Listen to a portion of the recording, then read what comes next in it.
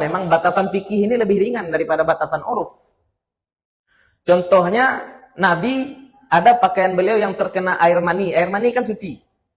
Air mani suci. Pakaian Nabi terkena air mani, kemudian oleh Siti Aisyah cuma digawi-gawi saja. Tidak dibasuh. Kalau di awak, kita pakai kain bentuk itu. Rambutnya yang dikepang, buka dulu. Supaya kita yakin air mencapai seluruh rambut. Ini pembahasan masalah rambut gimbal ya bapak-bapak ibu-ibu ya, rambut gimbal. Tahu ibu rambut gimbal? Abu bantu Mbah Suri itu Pak. Ya. Bagaimana hukumnya laki-laki ataupun perempuan yang punya rambut gimbal? Nah, tanya pada ahli dulu. Apakah ketika mandi air bisa mencapai bagian dalam rambut gimbal tadi atau tidak? Apa tujuannya kita membersihkan kemaluan sebelum mandi, Ustaz? Tujuannya agar kita tidak ulang lagi menyentuh kemaluan saat mandi. Jadi bersihkan kemaluan sebelum mandi, kemudian bersiwak. Setelah bersiwak kita berwudu. Setelah berwudu baru mandi. Setelah mandi tidak perlu ulang wudu lagi. Assalamualaikum warahmatullahi wabarakatuh. Alhamdulillahilladzi arsala rasulahu bil huda wa dinil haqqi liyudhhirahu 'ala dini kullihi wa kafa billahi shahida. Asyhadu an la ilaha illallah wahdahu la syarikalah.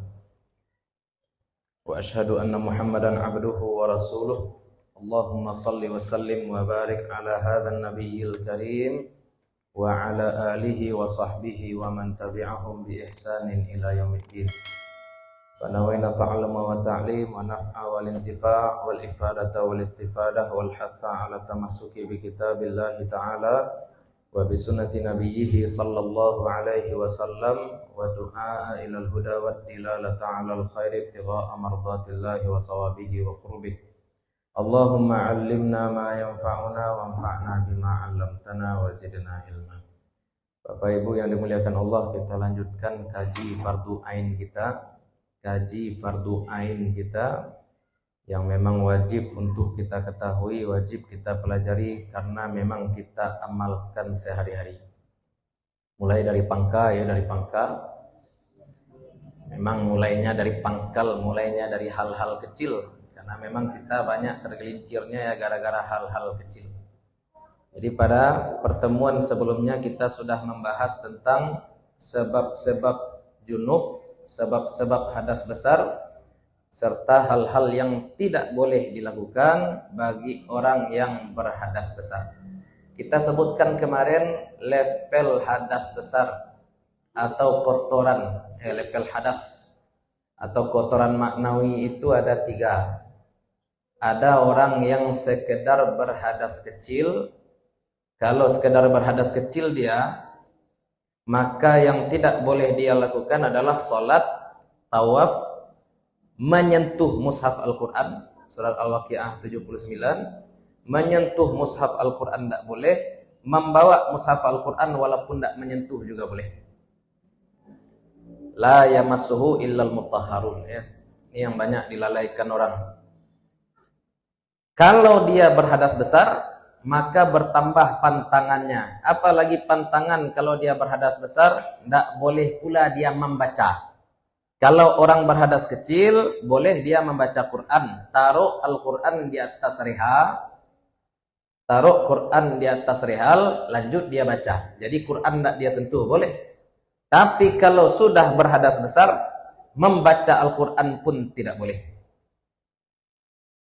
Apalagi yang tidak boleh selain membaca Al-Quran, tidak boleh pula berdiam diri di masjid bagi orang berhadas besar. Mandi dulu, baru. Ya, jadi pantangan bagi orang berhadas kecil ada 4, bagi orang berhadas besar 6. Kemudian tambahan bagi perempuan haid. Nah, perempuan haid ini hadasnya besar plus darah. Hadasnya hadas besar plus darah. Darahnya keluar peluk. Nah, jadi perempuan haid apa saja yang terlarang? Puasa nak boleh. Bukan cuma tidak sah. Bukan cuma tidak sah, tapi berdosa kalau misalkan perempuan haid ini dia berpuasa. Puasa tidak boleh.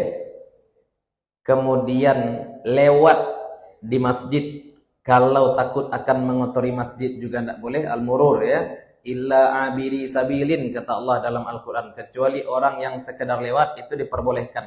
Tapi kalau dia takut akan mengotori masjid, maka dia juga tidak boleh. Lalapan.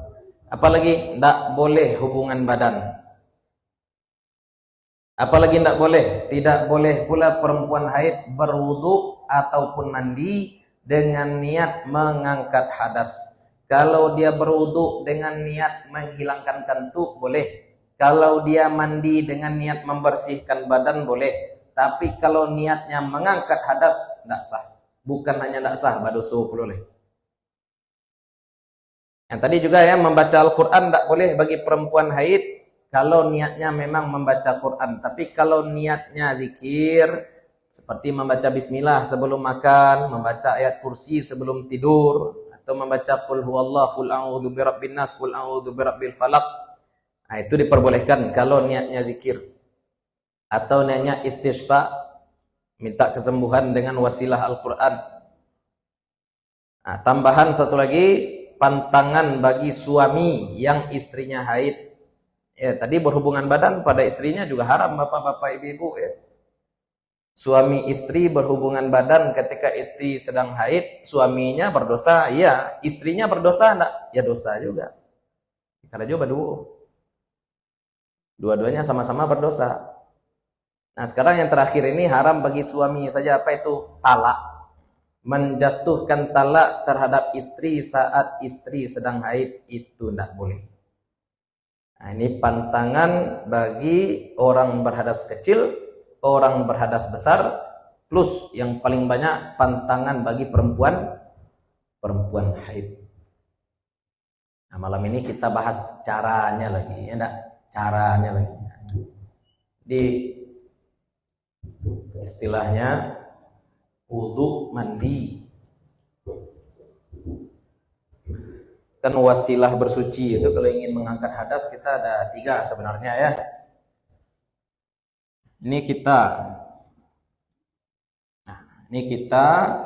Ini kewajiban-kewajiban yang harus kita lakukan. Sholatkah, tawafkah, ya, dan lain sebagainya. Sekarang kita ingin menuju sholat, kita ingin menuju tawaf, ada penghalang. Penghalang ini apa namanya? Hadas. Nah, dinding penghalang antara kita dengan tujuan kita ini namanya hadas. Kita ingin hilangkan dinding ini. Dengan apa kita hilangkan dinding ini? Dengan wudu atau dengan mandi. Nah, ini untuk menghilangkan penghalang, hadas. Ya. Nah, nanti kalau misalkan kita tidak bisa wudu dan tidak bisa pula mandi, berarti bagaimana? Ada pintu darurat di sini. Nah, ini namanya tayamum. Apa beda tayamum dengan wudu dan mandi? Wudu dan mandi menghilangkan hadas. Tapi kalau tayamum, hadasnya masih ada. Hadasnya masih ada. Ya, dinding kok masih ada, Pak. Tapi kita bisa sholat, kita bisa tawaf. Tapi yang hadas masih ada. Buktinya apa? Andai orang yang bertayamum karena tidak menemukan air, kemudian dia menemukan air, wajib dia berwudu. Berarti hadasnya tidak hilang. Hadasnya tidak hilang. Nah, sekarang kita bahas ini. Tata cara mandi. Ya. Tata cara mandi, mengangkat hadas. Perlu beraja mandi, Ustaz. Kalau mandi membersihkan badan, tidak perlu beraja. Jadi bersih badan. Sekarang kita mandi mengangkat hadas. Gimana caranya? Nah, jadi mandi itu mencakup, sebabnya sudah kita bahas kemarin. Sebabnya sudah.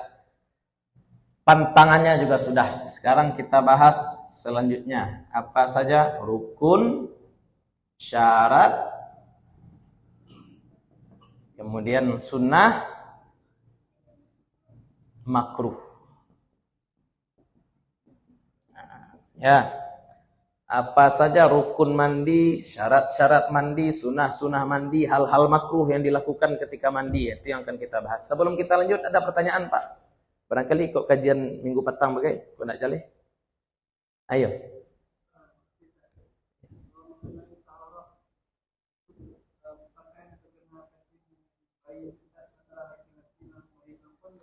Ya, beda. Ya. Kenapa beda?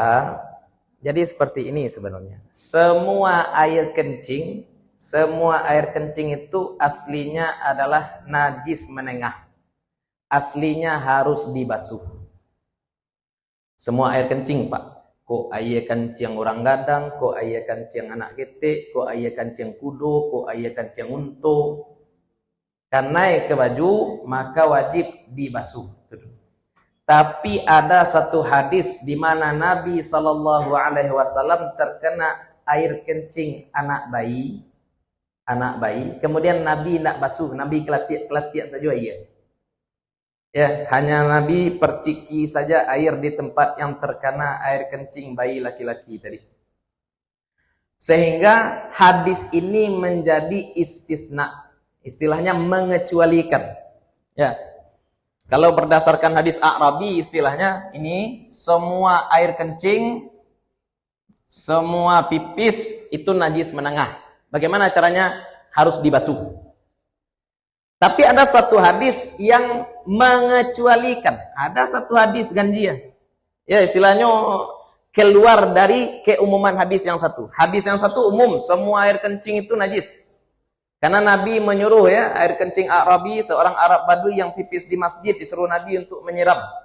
Kita juga diperintahkan untuk istinja, itu berarti air kencing itu najis. Tapi sekarang Nabi, baju beliau terkena air kencing bayi, kemudian Nabi tidak basuh.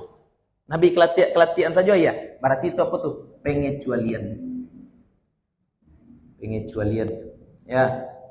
Pengecualian itu hanya berlaku untuk bayi yang sesuai kriterianya dengan yang ada dalam riwayat itu. Tidak berlaku pada yang lain. Bagaimana kriteria bayi yang ada dalam riwayat Nabi hanya memerciki air itu? Itu tadi. Tidak mengonsumsi apapun selain ASI. Air susu ibunya Ustaz, tidak kok numpang menyusu ke kena lain.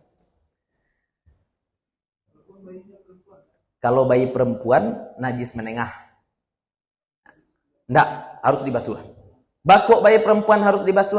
Sebab yang ada dalam hadis tadi. Nah, jadi hukum memerciki air tadi hanya berlaku bagi bayi yang sesuai dengan kriteria yang ada dalam hadis. Apa kriterianya? Bayi laki-laki, kemudian belum mengonsumsi apapun selain ASI. Itu pengecualian. Ya. Tapi kalau itu secara fikih. Tapi kalau secara tabiat kita, kalau anak baru lahir ibu menukar popo anak baru lahir langsung pipis ditembaknya ke muka ibu. Ibu kelatian saja iya atau ibu basuh? Basuh. Kalau tabiat, jangankan najis, tangan kena kecap saja, tangan kena kecap itu suci. Tangan kena cuka itu suci, awak basuh lut. Itu secara tabiat. Itu secara tabiat. Ada memang batasan fikih ini lebih ringan daripada batasan uruf. Contohnya Nabi ada pakaian beliau yang terkena air mani. Air mani kan suci. Air mani suci. Pakaian Nabi terkena air mani kemudian oleh Siti Aisyah cuma digawi-gawi saja. Tidak dibasuh. Kalau di awak kata pakai kain bentuk itu. Awak tidak. Ya. Tapi itu menjadi dalil bahwa air mani itu suci. Nah, jadi itu syarak, batasan syarak itu ringan sebenarnya. Yang agak berat itu memang di uruf. Yang agak berat itu uruf.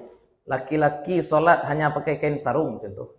Laki-laki sholat hanya pakai kain sarung, dia tutup bagian pusat sampai lutut tertutup. Tidak pakai baju, tidak pakai kopiah, sah sholatnya Pak. Sah sholat. Itu aturan syaraknya tuh. Yang berat apa? Uruf. Uruf itu apa maksudnya? Kepatutan sosial. Ya, patuhi sosial itu imam kok kopiah, kalau enggak kopiah enggak patuhi. Ya, jadi kita menjalani hidup dan menjalani agama itu jangan sakleknya pada benar salah saja, enggak bisa. Patut enggak patut juga harus dipertimbangkan. Ada patut enggak patut, ada benar, ada salah. Lanjut. Nah, sekarang kita bahas tata cara mandi ya. Kita berikan sebagaimana kebiasaan kita mengaji, kita berikan dulu mind map. Ya, kharitah, tasjir. Ya, ringan-ringan saja dulu. Mandi itu apa? Mandi itu menyampaikan air ke seluruh tubuh. Berarti membasuh atau menyampaikan air ke seluruh ya tubuh. Tubuh yang bagaimana? Yang zahir. Anggota tubuh yang zahir. Kalau anggota tubuh yang sampai bagian dalam mulut tidak wajib. Kulit dalam mata tidak wajib. Bagian dalam hidung juga tidak wajib. Bagian zahirnya saja itu mesti sampai air. Apakah sampai di sini, Ustaz? Oh, enggak. Orang mandi, orang kafir pun begini mandinya, Pak. Orang da Islam pun seperti ini mandinya. Apa yang membedakan mandi kita yang merupakan ibadah dengan orang-orang yang sekedar mandi membersihkan badan? Nah, ini niat. Ya, niatnya apa? Niat mengangkat hadas.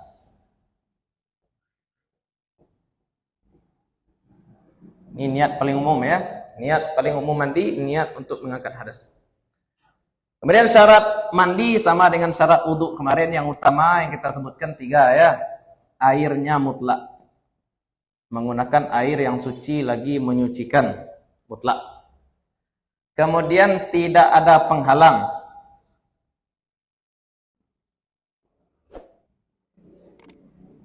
Tidak ada yang menghalangi antara air dengan kulit atau air dengan rambut. Yang ketiga, tidak ada yang mengubah air. Sama dengan wudhu kemarin. Tidak ada yang mengubah air di tubuh kita. Nah, sunnah-sunnah mandi, ini yang sangat banyak ya. Bersiwa, mendahulukan bagian badan sebelah kanan, berwudhu dulu sebelum bersiwa, kemudian ittiba'ul ma'atif ya, menggosok bagian-bagian yang sukar dijangkau air terlebih dahulu. Kemudian menyela-nyela rambut dan jenggot seterusnya sebelum mandi. Ini banyak. Makruhnya sebagian sedikit. Kalau dalam Muqaddimah Hadramiyah itu cuma 4 disebutkan. Nah, karena memang yang halal itu biasanya lebih banyak daripada non haram. Ya. Nah, ini akan kita bahas malam ini. Mudah-mudahan bisa selesai masalah mandi malam ini. Kalau selesai mandi malam kok besok tayamum bahas. Tayamum.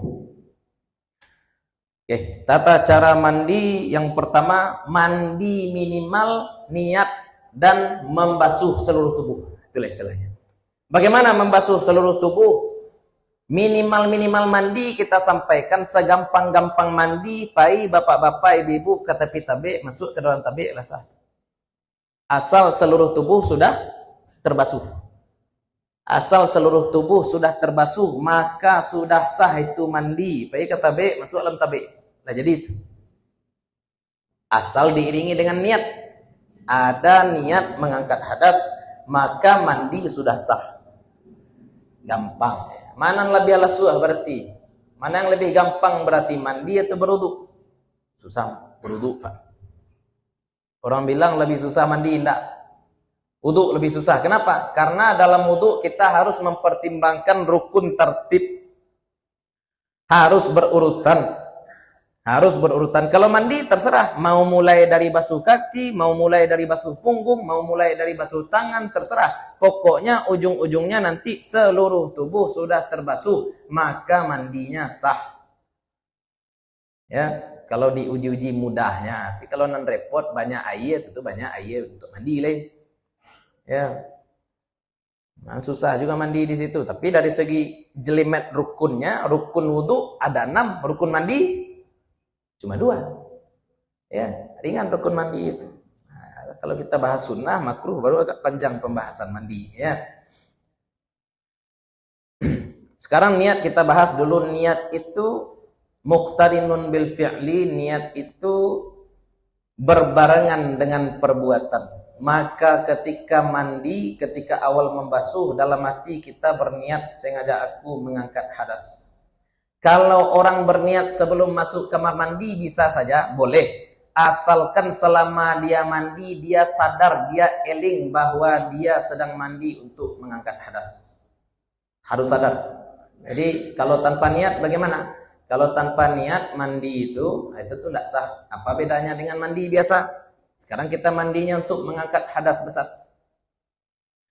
Kemudian kalau menyampaikan air, sebagaimana yang kita sampaikan juga dalam wudu, yang jadi standar bukan mengusap, tapi membasuh. Membasuh itu maksudnya apa? mengalirkan air ke bagian yang dibasuh. Asal ada menetes 1 tetes 2 tetes air dari satu bagian yang kita basuh, maka sudah sah mandi itu. Makanya mandi ala Nabi SAW itu hemat. Berapa Nabi mandi? Nabi mandi hanya memakai air 1 sok. Cukup untuk mandi. 1 sok itu berapa? Sekitar 1 liter. Sagayung cukup untuk mandi. Bu, bisa mandi sagayung? Sekedar mengangkat hadas bisa enggak, Pak? Sekedar mengangkat hadas bisa. Ya, ambil air seketik-seketik, suah tangan. Ambil air seketik-seketik, enggak suah badan. Cukup. Dan membuat air banyak untuk mandi itu kan sampo, ya, Bu. Ambil air banyak itu sampo, sabunnya enggak. Asal licin je badan siram terus. Boleh apa-apa. Ya. Mana banyak mandi air abi apa-apa ibu-ibu. Apa-apa mungkin. Apa-apa mandi merabu. Ya. Sama-sama banyak. Kalau dulu di pesantren di Parabe subuh mandi, sebelum subuh harus mandi. Kalau sudah subuh mandi itu payah ayah kumuh ada pe. Mandi sebelum subuh sabana baku ampe mandi. Harus sigap.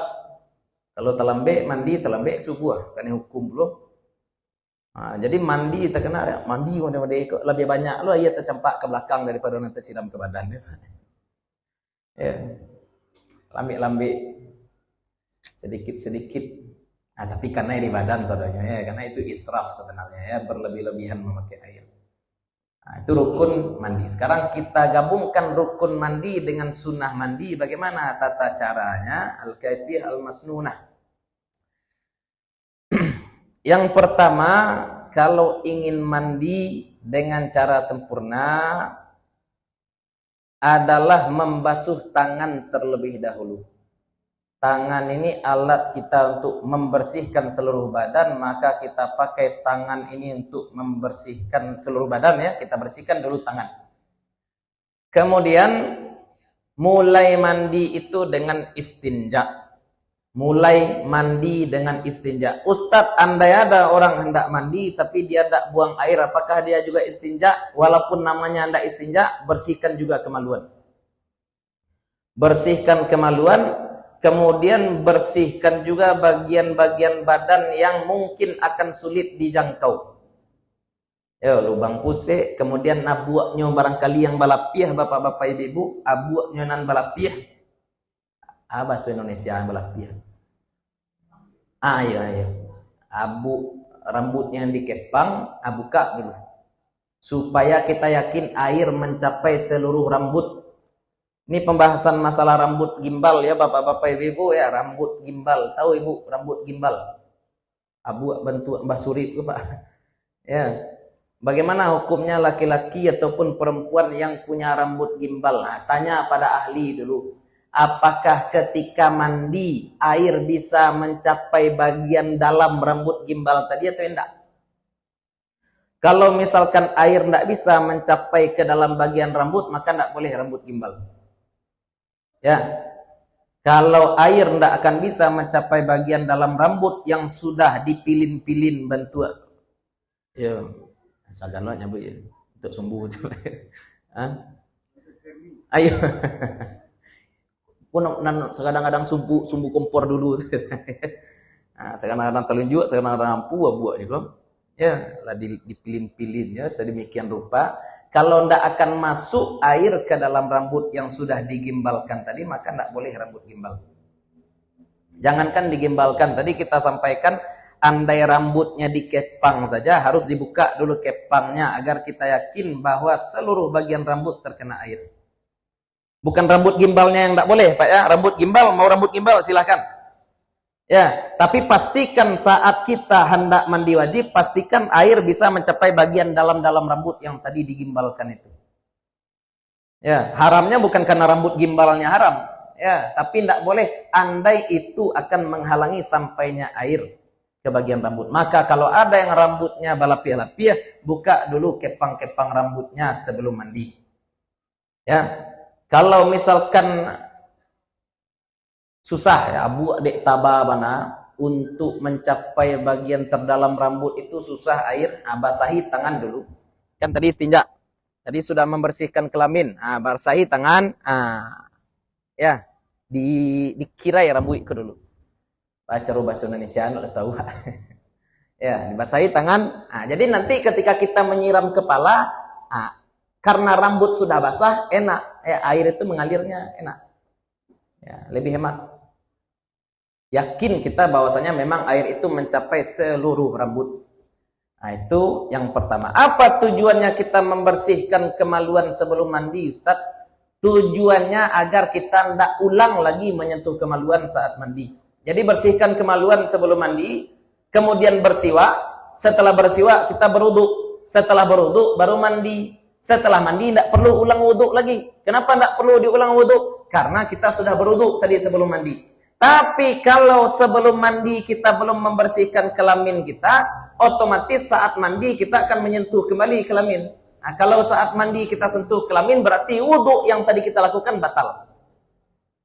Ya, lalu bagaimana sebenarnya Ustaz? Wudu itu sebelum mandi atau setelah mandi? Kalau sunnahnya wudu itu dilakukan sebelum mandi, bukan sesudah mandi. Tapi dengan tata cara yang kita sebutkan, agar wudu tidak diulang 2 kali. Andai bapak ibu mandi, berwudu dulu sebelum mandi, namun saat mandi dipegang lagi kemaluan, berarti batal wudu. Berarti setelah mandi, ulanglah beliau wudu tadi itu. 2 kali baru jadinya, sebelum mandi baru, setelah mandi berwudu kembali. Tapi kalau kita sudah pastikan ya, sebelum berwudu sudah kita bersihkan kelamin, maka saat mandi kita tinggal siram saja, tidak perlu gosok oleh Pak. Ketika mandi, kelamin cukup disiram saja, tidak perlu digosok. Kenapa? Karena sudah digosok tadi sebelum berwudu. Itu kenapa kita dahulukan membersihkan kelamin sebelum berwudu. Selanjutnya, ya, bersihkan kelamin baru berwudu. Berwudu ini sesuai dengan sunnah-sunnah yang juga sudah kita sebutkan sebelumnya, mulai dengan berkumur-kumur, istinsyak, membersihkan hidung, bersiwak, baca bismillahnya juga tentu saja. Jangan ditinggalkan baca bismillahnya. Kalau misalkan kita mandi di tempat yang bergabung antara WC dan kamar mandi, maka baca bismillah sebelum masuk. Sebelum masuk kita baca bismillah, atau dalam hati kita baca bismillah. Kalau di tempat yang tidak patut, kemudian kita berwudu sesuai dengan sunnah-sunnahnya, dahulukan yang kanan, basuh sebanyak 3 kali, kemudian tadlik, kita gosok bagian yang dibasuh dan seterusnya. Nah, ini hikmahnya apa? Hikmahnya agar badan kita tidak terkejut dengan air mandi. Orang mandi, Ustadz mandi itu tidak elok. Dalam syariat Islam mandi ini harus dimulai dari kepala. Ustadz, kita bilang tadi mandi tidak harus dimulai dari kepala. Orang mandi wajib kaki yang dia basuh dulu, boleh tidak Ustadz? Ya boleh. Tapi afdalnya memang kalau ingin mandi yang pertama kali dibasuh adalah kepala. Ustadz lain tidak takajui badan waktu Ustadz. Jago sebelum subuh. Sebelum subuh kemudian mandi. Mandinya kata Ustadz tadi mulai dari kepala. Lain tidak takajui badan. Tidak. Kenapa badan tidak terkejut? Sebelum mandi kita sudah berwudu tadi. Jadi badan awak lah sudah mulai meraba-raba suhu air. Dengan apa? Badan kita menyesuaikan diri dengan suhu air dengan berwudu. Jadi tangan sudah dibasuh, muka sudah dibasuh, kaki sudah dibasuh. Kemudian kalau kita ingin membasuh kepala, tidak takajui benar. Ya. Jadi berwudu dulu sebelum mandi. Ada yang menyatakan kaki nanti dibasuh di akhir mandi boleh, atau dibasuh sebelum mandi juga tidak masalah. Kemudian saat berwudu itu juga bagi yang rambutnya panjang di sela-sela rambutnya tadi sebagaimana yang tadi sudah kita sampaikan. Dibasahi tangan, kemudian disisir rambut kita menggunakan jari-jari tangan. Ya. Dimulai dari kepala. Basahi tangan, mulai membersihkan kepala, ambil gayung, siram bagian kepala kalau yang mandi pakai gayung. Kemudian siram badan bagian sebelah kanan. Kemudian siram badan bagian sebelah kiri. Ini sekedar mengangkat hadas. Ini sekedar mengangkat hadas. Ingin lakukan yang sunnah, maka setelah disiram, iringkan dengan tadlik atau menggosok bagian yang kita basuh. Itu namanya tadlik. Kalau dalam mazhab Syafi'i, bapak-bapak ibu-ibu, membasuh itu cukup dengan menyiram air. Itu namanya sudah membasuh. Akan tetapi dalam mazhab Maliki, membasuh itu baru bisa dikatakan sah kalau digosok. Ya, kalau digosok baru sah. Kenapa dalam mazhab Syafi'i cukup dengan membasuh saja? Al-akhdhu bil aqal. Standar minimal membasuh itu ya cuma dengan menyiram. Orang menyiram itu sudah disebut membasuh. Lah. Kalau digosok, sunnahnya memang digosok. Tapi yang menjadi syarat betul adalah mengalirkan air ke atas bagian yang dibasuh.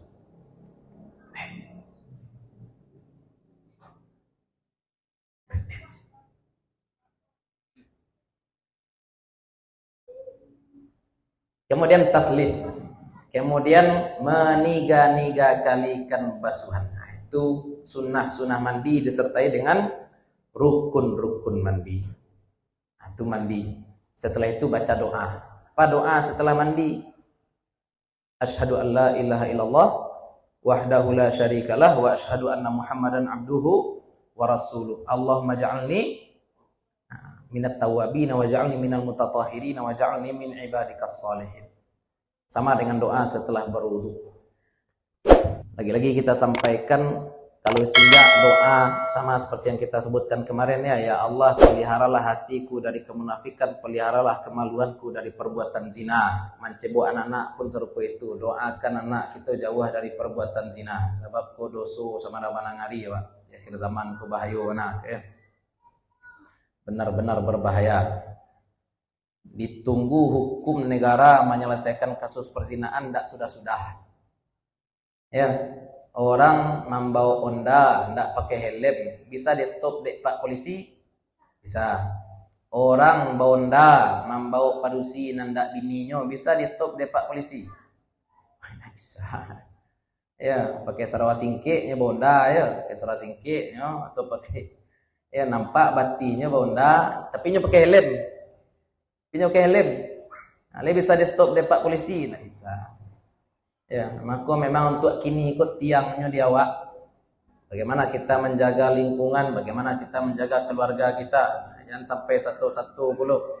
Memang di akhir zaman kok semakin bodoh orang semakin kayu, semakin bodoh orang semakin terkenal. Bagaimana cara supaya terkenal di akhir zaman kok? Cara terkenal zaman kini bertindak bodoh. Bertindak bodoh orang terkenal. Ya. Suntik-suntiknya bibianya sampai gambung sama dia kok. Maka terkenal zaman kini. Ya enggak? Iya zaman kini sama dia itu Pak. Maka orang terkenal zaman kini ya bergaya-gaya laki-laki bentuk padusi ya, itu baru terkenal. Susah. Nah, sekarang makruh mandi yang pertama adalah israf, berlebih-lebihan. Berlebih-lebihan itu hukumnya makruh. Nabi SAW ya karena yaktasilu bimuddin minal ma arba'atu amdad ya bisa'in minal ma, satu sa' air. Jangan berlebih-lebihan kalau mandi. Bagaimana caranya supaya tidak berlebih-lebihan mandi Ustaz? Kalau ibu bapak mandi untuk mengangkat hadas, mandi dulu untuk mengangkat hadas. Setelah niat mandi mengangkat hadas, baru pakai sabun. Sehingga mandi setelah itu yang banyak abinya, iya untuk apa tadi membersihkan sabun, itu mandi uruf lagi, bukan mandi adat, bukan mandi ibadat lagi. Tapi mandinya mandi uruf.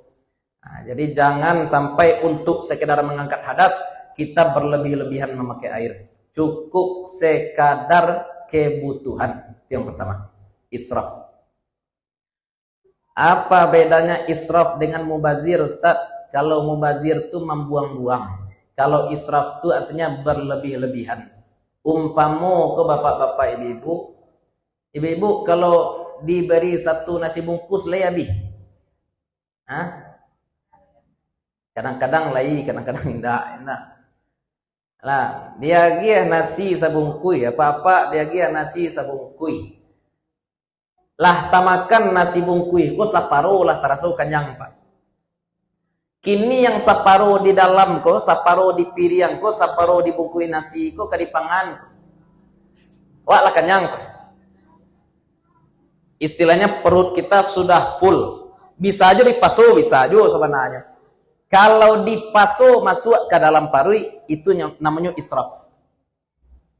Itu namanya israf, berlebih-lebihan saat makan. Kalau dibuang nasi ya namanya. Mana nanca? Kalau dapat nasi dan nasi ko di luar kapasitas parui awak, dipaso makan, awak ndak mubazir batu, tapi awak jadinya israf. Ya, makan dan minumlah, tapi kata Allah wala tusrifu, jangan kamu berlebih-lebihan. Enggak boleh berlebih-lebihan. Tapi kalau dibuang mubazir lo baca caranya Ustaz. Pakai cara orang-orang gaib dulu ya, nasi nanda abi niatkan rasa kisamui kalau kecil. Rasa ki ayam, rasa ki ikan. Ya, sebab Nabi juga katakan ma mala abnu adam wi'an syarran min batnih. Seburuk-buruk bejana yang diisi oleh manusia adalah perut. Banyak memang pangkal perbuatan dosa itu dari perut. Apa yang masuk ke dalam perut itu menjadi pangkal. Penyakit juga seperti itu ya. Ambo cerita jo kawan dokter dulu di Malaysia, di Mesir, orang Malaysia, dia cerita serupa itu. Kebanyakan penyakit kita sekarang asalnya dari parui, dan wak makan. Ya, apa yang kita makan.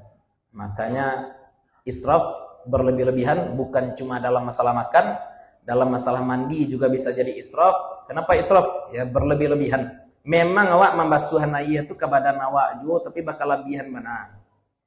Ya, bakal lebihan mana? Israf jadinya.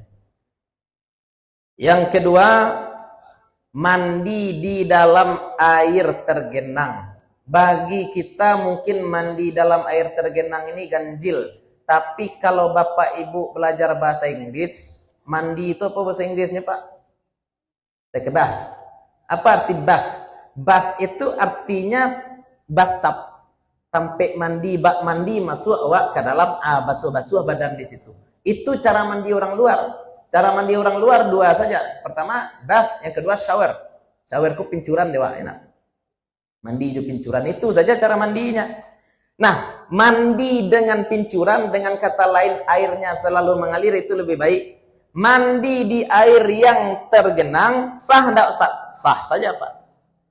Boleh ya?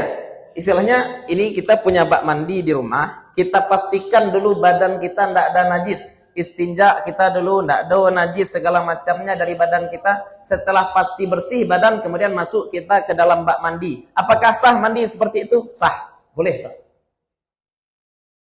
Ustadz, bukankah air di dalam bak tadi menjadi air mustakmal? Apakah air di dalam bak tadi menjadi air bekas? Enggak. Air baru menjadi air bekas atau air mustakmal kalau dia terpisah dari tubuh kita. Istilahnya masuk Bapak Ibu ke dalam bak mandi, air di dalam itu masih suci lagi menyucikan tuh.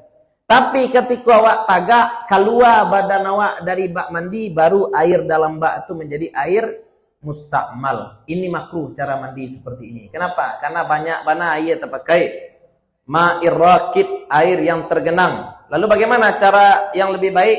Cara yang lebih baik adalah ya tanawaluhu tanawulan, kata Nabi. Ambil air itu sedikit-sedikit kemudian pakai untuk mandi. Nah, itu cara mandi yang lebih baik. Ya, daripada masuk badan ke tempat mandi. Itu sunnah-sunnah dan makruh-makruh mandi. Sekarang ada satu kaji menyalik seketik. Pak tuh. Ya. Mandi sunnah. Ini sunnah mandi. Ini mandi sunnah. Ya. Kalau mandi wajib sebabnya 6. Berhubungan badan, keluar mani, mati, haid, nifas dan melahirkan. Itu mandi wajib. Ada mandi sunnah? Oh, ada mandi sunnah juga ada Bapak-bapak Ibu. Nah, ini akan kita bahas ya. Apa saja mandi-mandi sunnah? Yang pertama mandi sunnah adalah ghuslul jum'ah atau mandi Jumat. Bagi siapa mandi Jumat disunahkan? Bagi orang yang akan menghadiri sholat Jumat. Ya. Bagi orang yang hendak menghadiri sholat Jumat. Karena Nabi SAW bersabda, "Idza arada ahadukum ayyatiyal jumu'ata falyaghtasil." Apabila kalian hendak hadir salat Jumat, hendaklah dia mandi. Kalau dalam mazhab Hanafi, kalau tidak salah mazhab Hanafi, mandi sekali seminggu itu justru wajib Bapak-bapak Ibu, bukan mandi sunat. Mandi sekali seminggu itu justru mandi wajib. Ya, bukan mandi sunat. Kalau dalam mazhab Syafi'i, mandi wajib hanya 6 yang kemarin sebabnya, tapi kalau mandi Jumat ini mandi sunat. Dan berdasarkan zahir hadis tadi, siapa saja yang hendak menghadiri Jumat disunahkan untuk mandi. Namun dalam hadis lain juga disebutkan man tawadda'a yaumal jum'ah fabiha wa ni'mat. Siapa saja yang berwudu di hari Jumat maka itu baik. Wa man irtasala fal ghuslu afdal. Tapi siapa yang mandi di hari Jumat maka itu lebih baik. Wudu di hari Jumat baik, tapi mandi di hari Jumat itu lebih baik. Yang kedua, mandi 2 hari raya karena harinya. Kalau tadi mandi Jumat karena akan menghadiri sholat Jumat. Kalau mandi hari raya, siapapun mandi silahkan. Perempuan mandi, laki-laki mandi, bahkan perempuan haid pun silahkan mandi di hari raya. Akan tetapi mandinya bukan untuk mengangkat hadas, mandinya untuk membersihkan badan. Syiar hari itu. Itu syiar hari. Kemudian mandi 2 gerhana. Tadi mandi 2 hari raya, sekarang mandi untuk menghadiri sholat gerhana. Ini juga disunahkan mandi. Kemudian mandi menjelang sholat istisqa. Sholat istisqa juga disunahkan mandi. Tapi perhatikan bapak-bapak, ibu-ibu, kalau mandi hari raya, mandi sholat gerhana, pakai parfum, pakai baju rancak, sudah mandi. Tapi kalau untuk sholat istisqa, jangan pakai baju rayo. Ya, praktek sholat istisqa itu kan berbeda dengan sholat hari raya, berbeda dengan sholat gerhana. Sholat istisqa itu istighatsah, kita minta kepada Allah, berarti kita tunjukkan posisi kefakiran kita di hadapan Allah Subhanahu wa taala. Makanya doa istisqa di Makkah juga Allahummarhamna bi bahaimina. Bahkan ketika sholat istisqa disunahkan juga membawa ternak. Tapi parkirnya jangan sama aja parkir orang. Kalau sholat istisqa membawa ternak, ada tempat parkir khusus untuk ternak. Kenapa? Ya karena para hewan itu juga berdoa kepada Allah Subhanahu wa taala, ya. Tersiksa kalau misalkan air enggak ada. Mandinya tetap disunahkan tapi pakai baju biasa, enggak pakai baju rancak. Istisqa. Kemudian mandi setelah memandikan mayat, sebab Nabi SAW bersabda, man ghassala mayyitan falyaghtasil. Siapa yang sudah memandikan mayat, hendaklah dia mandi. Memang enggak wajib mandinya, tapi kalau bisa setelah memandikan mayat, awak mandi loh. Ya mai saja di mandian awak lupa mandi kan gawat. Ya, nan awak mandi pula. Kemudian mandi yang berkaitan dengan haji, mandi ihram, mandi sebelum wukuf, mandi armuzna itu mandi sebenarnya. Ya, mandi ketika pelaksanaan ibadah haji itu juga disunahkan banyak mandi. Disunahkan juga banyak mandi. Mandi sebelum masuk Makkah, mandi ihram, mandi wukuf. Itu juga disunahkan. Mandi mau melempar jumrah, mandi mau masuk kota Madinah juga. Nah, maka kemudian ada lagi mandi-mandi yang disunahkan karena arid, karena perkara lain. Apa contohnya? Mandi ketika akan kedatangan tamu, disunahkan juga. Mandi kok laki ke pulang, itu apa itu ibu ya? Laki ke pulang mandi, anak laki bentuk itu pula. Ustaz kan biko mandi pula balik sudah basabok je laki ya, itu lain lah tempat. Kau membahas mandi sunnahnya kau ya, mandi sunnahnya. Kau hati-hati ibu ya, hati-hati. Laki pai karajo basabok jo kawan padusi di tempat karajo basabok sadang rancak ya nak. Laki-laki basabok jo kawan karajo tu pasti baru mandi. Pai karajo sama-sama harum, sama-sama gagah. Pulang basobok jo bini. Ayo. Apa harus jaleh jam dinas enak. Jam dinas bini itu ketika laki pulang. Dinas. Ya, asyiruhunna bil ma'ruf. Balik kepada uruf. Bagaimana caranya agar rumah tangga itu baik? Ya, pandai-pandai. Allah sebutkan bukan asyiruhunna bil wajib, enggak. Tapi asyiruhunna bil ma'ruf. Pergaulilah istri dengan cara yang baik. Nah, salah satunya tadi li'arid. Ada lagi mandi sunnah untuk tansyid istilahnya ya. Mandi disunahkan agar indak takan tua sholat tarawih. Itu juga disunahkan. Itu makanya di tempat awak ada orang mandi balimau. Kok mandi balimau menjelang bulan puasa itu sebenarnya apa tuh? Karena datangnya Ramadan besok hari. Kok awak mandi supaya apa mandi? Supaya tarawih semangat. Biasanya hari-hari normal setelah Isya lah barek mato. Nah kini awak ke tarawih. Jadi caranya mandi dulu sore kok. Ya. Mandi dulu, bukan balimau pai ke batang air, kemudian ikhtilat campur aduk antara laki-laki dan perempuan, hilang malu tu ndak mandi balimau. Tu istilahnya apa tu? Awak buat dosa nanti bulan puasa ndak bisa lah. Nanti sudah raya buat lo dosa lah, dosa sudah raya baru gen, kan kacau banyak orang mudi itu tu. Ya Pak, sebelum bulan puasa balimau. Masalahnya balimau tu campur aduk laki-laki perempuan ikhtilat. Ikhtilat tidak kita katakan haram secara mutlak, tapi ikhtilat seperti itu haram. Tidak perlu di petang air mandi untuk menjelang bulan puasa, tidak perlu lo mandi di petang air. Mandi di rumah jadi. Sebab apa? Hikmahnya adalah tansyid agar kita tidak ngantuk saat sholat tarawih. Nah, di rumah pun jadi. Nah, sama dengan setelah bulan Ramadan juga berlalu, jangan nanti dinodai ibadah yang kita lakukan sepanjang bulan Ramadan tadi dengan perbuatan-perbuatan salah, perbuatan-perbuatan dosa. Ya, itu termasuk mandi-mandi yang disunnahkan. Mandi-mandi yang disunnahkan. Nah, itu arid ya. Memang tidak ada dalilnya, ada dalil Ustaz sebelum masuk bulan Ramadan mandilah, enggak. Tapi wasilah sunnah, hukumnya sunnah. Salat tarawih sunnah. Apapun yang kita lakukan agar kita bisa melaksanakan sholat tarawih dengan nyaman, maka hukumnya juga sunnah, termasuk mandi. Ya. Sesuatu yang mengantarkan kepada yang makruh, maka hukumnya makruh. Awak sholat akan tetapi yang awak baun tagaduh orang di sabalah, hukumnya apa tuh? Hukumnya makruh. Kalau awak aduan bananguk ke kawan, hukumnya haram. Beda ya Pak yo. Orang tabaun deknya ngok awak makruh. Tapi kalau awak aduan banangu, kanyo haram. Kini apa yang membuat nafas bau? Makan jariang contohnya. Sebelum masuk masjid jangan makan jariang. Ya, makan jariang itu mana makruh hukumnya ketika itu. Nah, makanya kalau misalkan kita menjaga kenyamanan kawan kita di sebelah kanan, di sebelah kiri, itu bagaimana hukumnya? Sunnah. Maka mandi sebelum itu juga sunnah. Nah, jangan beko bantu boleh fatwa zaitun betul. Kalau baun badan wa jarak-jarakan saja lah sembayang. Jadi kok kasih dawo kan aman. Enggak seperti itu.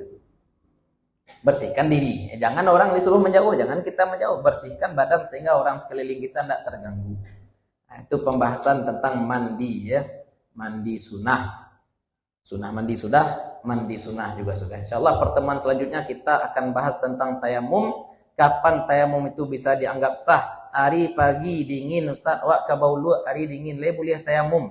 Kemudian tayamum di atas pesawat bagaimana caranya kalau tidak ada debu? Ya. Kan lain di kursinya Ustaz debu di mana kursi pesawat? Kalau kursi bus kota ya banyak debunya tuh Pak.